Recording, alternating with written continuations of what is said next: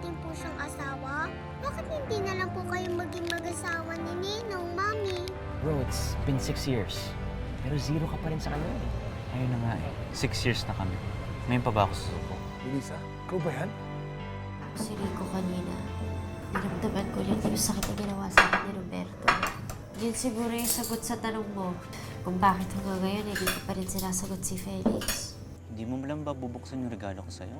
Hindi naman po kasi regalong kailangan ko, kundi daddy. At kayo po ang gusto kong maging daddy, Ninong. Ako ang gusto mong maging daddy. Opo. Love niyo naman po ako, di ba? Oo naman. Love na love kita eh. Ang mami ko po, love niyo rin?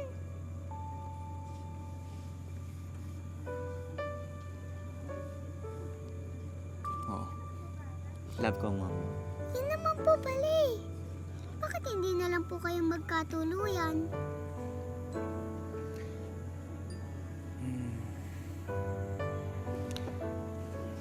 Kasi hindi pa ready ang mami mo. Kaya hindi pa kami pwedeng...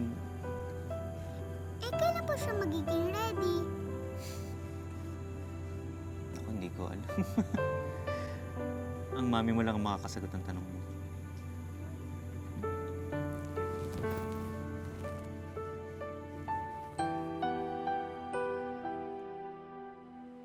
Malapit ang magapunan. Wala pa ba Sir Felix nyo? Wala pa po, ma'am eh.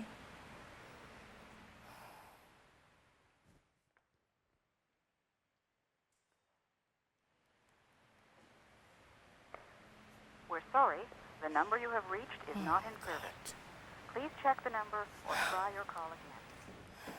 Madam, Oh, kay Sir Felix po ata ito. Nakita ko sa bulsa niya. this is an engagement ring.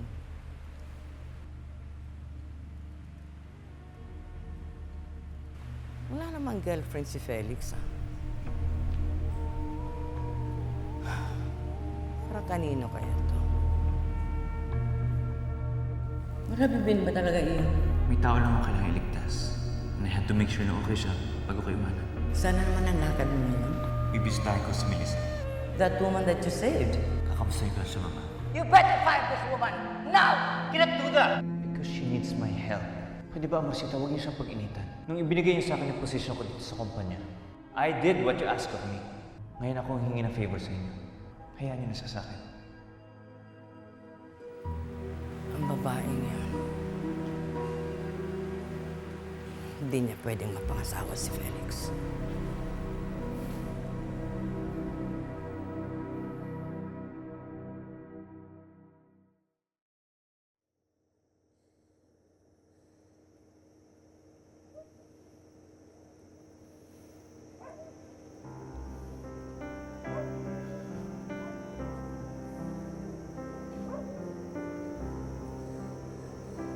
Melissa? Melissa, huwag ka nang umiyak.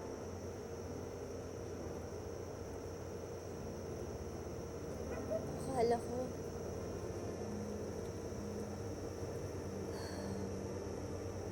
Akala ko tama yung pagpapalaki ko kay Eva.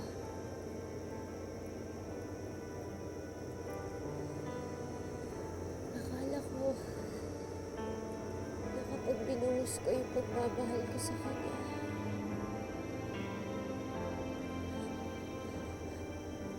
na hindi siya maghahanap ng ama.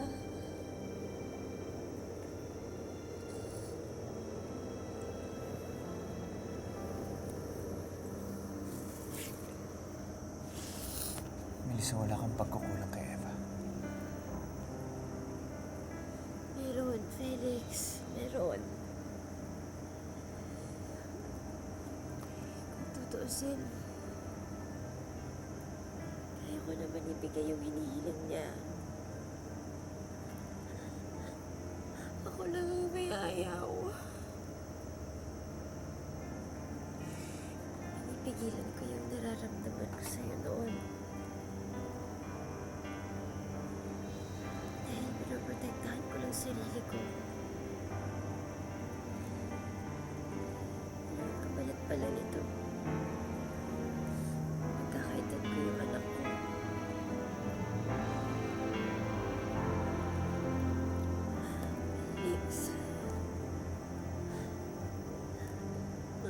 kita. Noon pa man alam ko na mahal kita. I close my eyes and dream of you and then I realize there's more to life than only bitterness and lies. I close my eyes.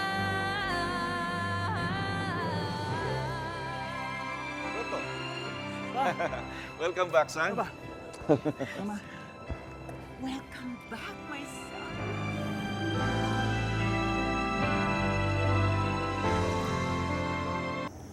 Ikaw yung tumulong sa akin nung walang-wala ako.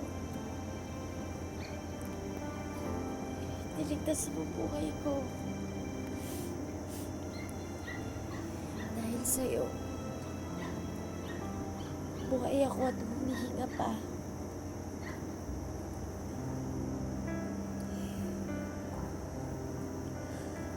Kahit pinagtabuyan nga kita, pinaglaban mo pa rin ako. Hindi ka umalis sa tabi ko.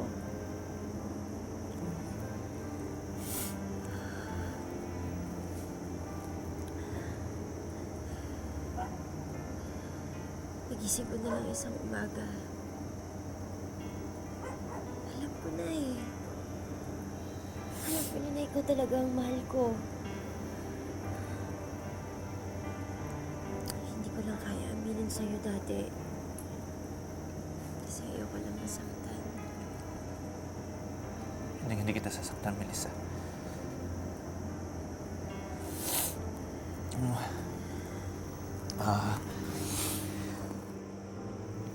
Ilang beses ko nang pinractice to. Hindi ko naman alam na ngayon mangyayari. Hindi ko tuloy nadala yung singsing na binili ko.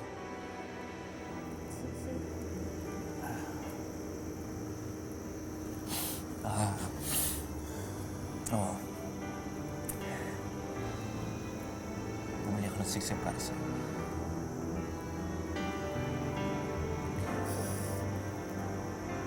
Will you marry me, Melissa?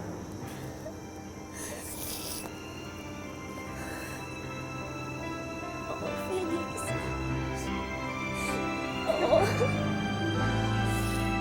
I'd give away my soul to hold you once again and never let this promise end. I let you go. I'm so glad to see you. Mabuti naman na pagbigyan mo kami sa request namin. Dahil kung hindi, iisipin ko na kinalimutan mo kami. 5 taon ka rin nawala dito sa Pilipinas. Naging busy lang ako sa Amerika. Nagtayo ako ng isang business doon, yung isang brokerage, kaya lang, nalugi. Oh, edi dapat magpasalamat pa ako na nalugi ka sa negosyo. Dahil kung hindi nangyari yon, malamang hindi ka na talaga bumalik dito sa Pilipinas. Ma, naging busy lang ako sa Amerika. You're right, son. Nasa dugo mo ang pagiging politiko. Bakit hindi mo balikan ang dati mong ginagawa? Ngayong governor na ako, pwede ka tumakbo bilang mayor. Gusto ko ikaw magpatuloy sa nasimulan ko. Wala namang pwedeng ibang magmana na kasing husay ko bilang politiko kundi ikaw. Think about it. Wala naman siguro mawawala kung balikan ko ang nasimulan ko dati. That's good! Alam mo, mabuti na lang at hindi natuloy ang kasal ninyo ni Melissa, no? Halika na. Nang makapagpahinga ka na. Ay, let's go. Alam mo, hindi pa rin ako makapaniwala. Ako rin, Felix. Ako rin. Sobrang saya ko. Ako na siguro yung pinakamasayang tao ngayon. Alam mo, kailangan natin sasabihin sa inay mo, tsaka kay Eva. Sigurado akong matutuwa sila.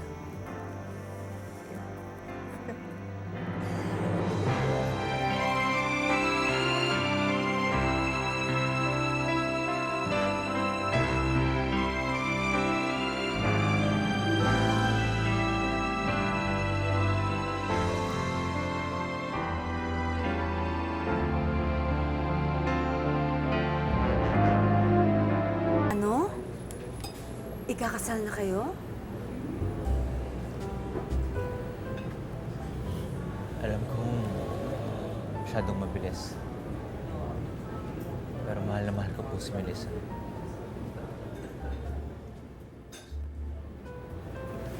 Gusto ko po sanang hingin yung kamay niya sa inyo. Gusto ko po sana siyang pakasalan. Pero kung papayag ko kayo. Siyempre naman, papayag ako. Alam ko naman ang lahat ng paghihirap mo at pagtsatsaga mo dito sa anak ko. Alam kong mahal mo siya. Mahal na mahal ko si Melissa. Ay, kinikilig naman ako dyan. Ikaw talaga. Aray ko.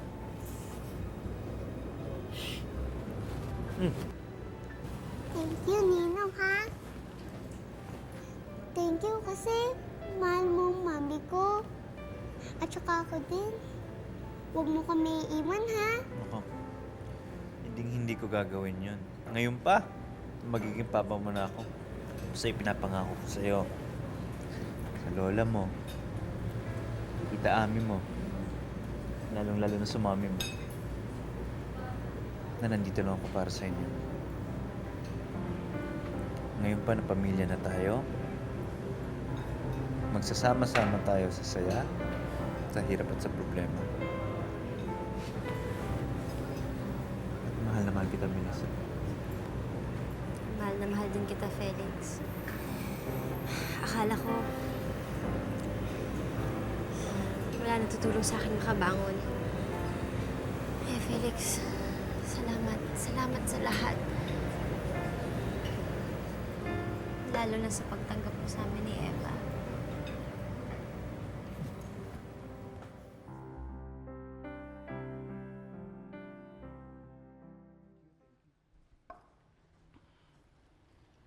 Pare, kamusta? Buti naman bumalik ka na, pare. Akala ko pa naman nakalimutan mo na ako. Para sa'yo to. Thank you, thank you. Ako pa, alam mo naman ikaw lang ang best friend ko dito nun eh. Paano kita makakalimutan? At si Melissa lang din ang only love mo dito noon. Pero nagawa mo siyang kalimutan. May pinalit ka na ba kay Melissa? Saka ako nakukwento sa'yo. Mukhang ayaw mo na siyang pag-usapan, ah. But how is she? I hope she's okay. Oo nga, pare. Nakita kami minsan. Tingin ko, okay naman siya ngayon.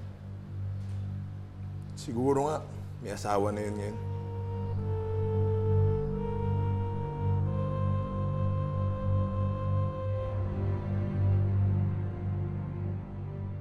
Akit na tayo sa taas na makapagbihis ka na, ha? Teka na. Saya naman, magiging bride ka na naman. Tama kaya ginawa ko, Ami? Tama kaya na magpakasal ako kay Felix? Alam mo, Melissa, tinanggap mo na yung proposal, di ba? Ba't iniisip mo pa yan ngayon? Eh, naalala lang kasi ako eh. Siguro, tawag dito, phobia sa kasal. Naalala mo na naman si Roberto. 5 taon na nakakaraan, Melissa. At saka magkaiba naman si Roberto at si Felix eh. Nakikita mo naman yun, di ba? Ilang taon kang dinamayan ni Felix. Hindi ko naman pinagdududahan ang intensyon niya. Pero yung tita niya, pakiramdam ko magiging problema lang namin yun.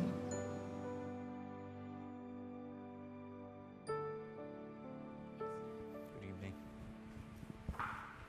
Felix, You scared me. kailan ka pa natutong maglihim sa akin? Amusito, what are you talking about? I'm talking about this.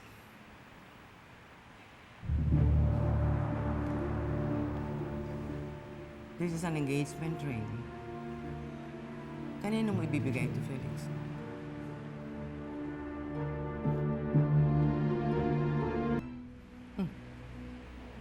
Bakit hindi ka makasagot? Kanino mo ibibigay ang singsing na ito? Rosita, that's not mine. Kay Kenneth yan. Ipopropose nata sa girlfriend niya. Bakit na sa'yo? Kasi wala siya sa opisina kanina nung deliver yan. So, I accepted it in behalf of him. So you're not getting married?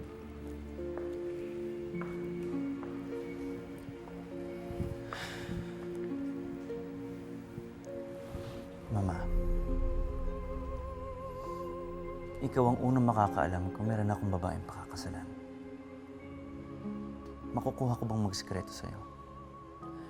Well, dapat lang na hindi ka maglihim sa akin, Felix. Simula nang mawala mga parents mo, ako na nag-alaga sa'yo. You know what? Muntik na rin ako ikasal noon. Pero nung malaman ko na hindi magandang pakikitungo sa akin ng lalaking pakakasalan ko, ako na rin nag-decide not to get married.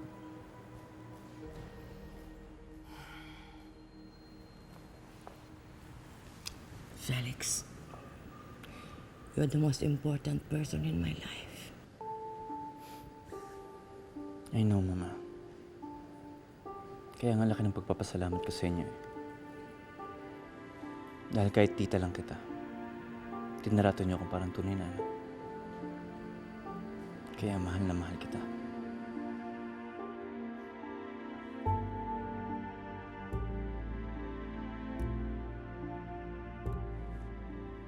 I know that too. Pero mas maganda kung ituon mo sa kumpanya ang mga oras mo. You will be the next chairman of the board ng kumpanya. Kaya alam kong hindi mo ako iiwan para lang magpakasal sa kung sino-sinong babae dyan. Hmm?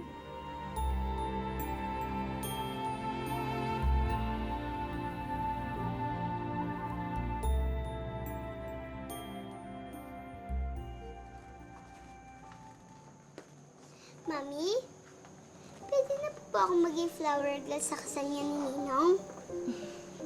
Siyempre naman, anak. Ikaw talagang magiging flower girl namin. Thank you, Mami, ha? Kasi kahit tapos na ang birthday ko, binigyan niyo pa rin ako ng regalo. Regalo? Si Ninong po. Magiging daddy ko na siya. Yun po ang pinakamagandang regalong binigay niya sa akin. Mahal na mahal ka na naman, no? Love ko naman din po siya eh. Promise, Mami. Magpapakabait po ako lalo. Para hindi na tayo iwan ni Ninong. Para hindi ka na rin marungkot. Kasi, Mami, alam ko po na masaya din kayo pag nandyan si Ninong eh. Pare, nagsinungaling ka sa Tita Ofelia mo. Hindi mo sinabi sa kanya na ikakasal na kayo ni Melissa?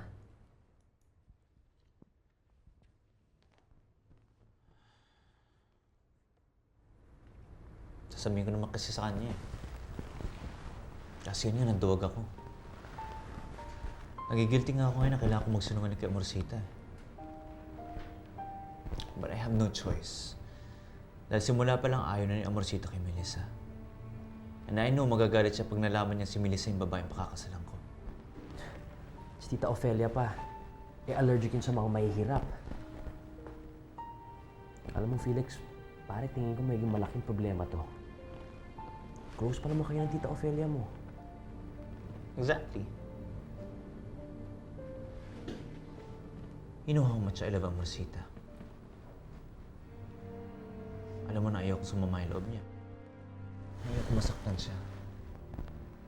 Siguro hanap na lang ako ng tamang chance na sabihin sa kanya yung tungkol sa amin ni Melissa. Paano naman si Melissa? Sasabihin mo sa kanya na wala pang alam yung Tita Ofelia mo sa plano niyo magpakasal?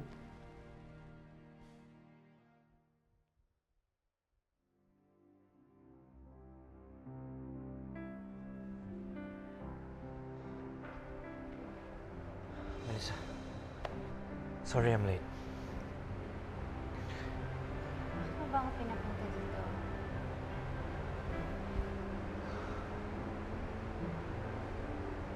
ganda ng simbahan na to, ano? Naisip ko kasi na dito tayo kasi.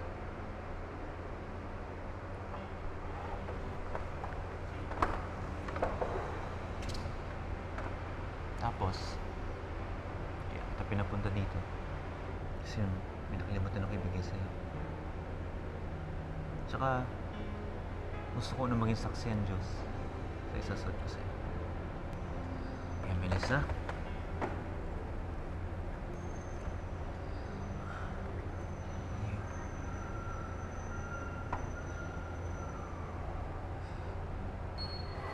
Melissa, will you marry me?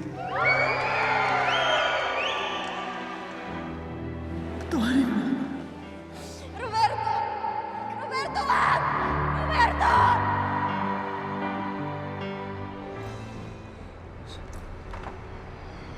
Felix, umuwi na lang tayo.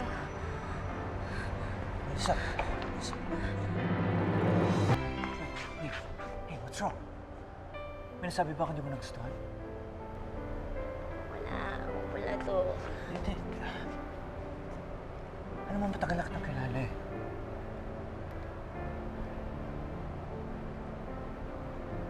Alam ko pag may gumugulo sa'yo. Melissa, ikakasal na tayo. Pwede ba kahit paano maging open tayo sa isa't isa? Felix, wala. Mali lang siguro tayo ng napiling lugar para pag-usapan ng kasal. May naalala lang ako.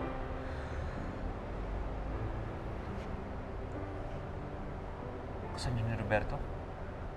I'm sorry, Felix. I'm sorry.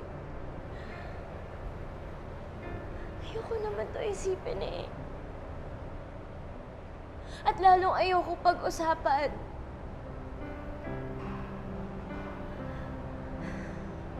Dala-dala ko lang yung galit ko kay Roberto nung iniwan niya ako.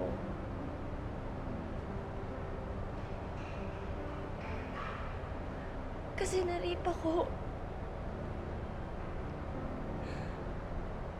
Kasi dinala ko ang anak ng gumahasa sa akin.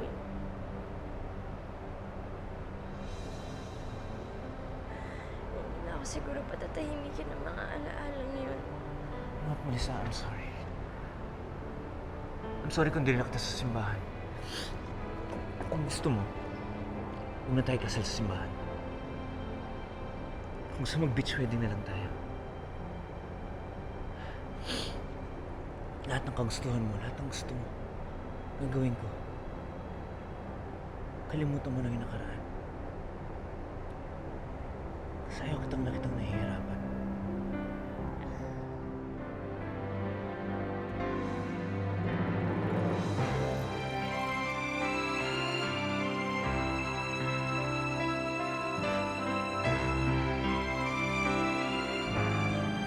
Sana po makilala na natin yung amorsita ni Ninong. Mabait din po kaya siya, kagaya mo, Lola?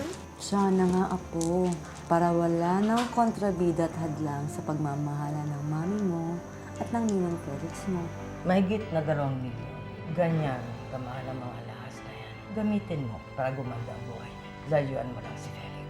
Siya nagmahal sa akin simula ng pagkabata ko. Lahat ginawa niya sa akin, tapos eto lang yung igaganti ko sa kanya.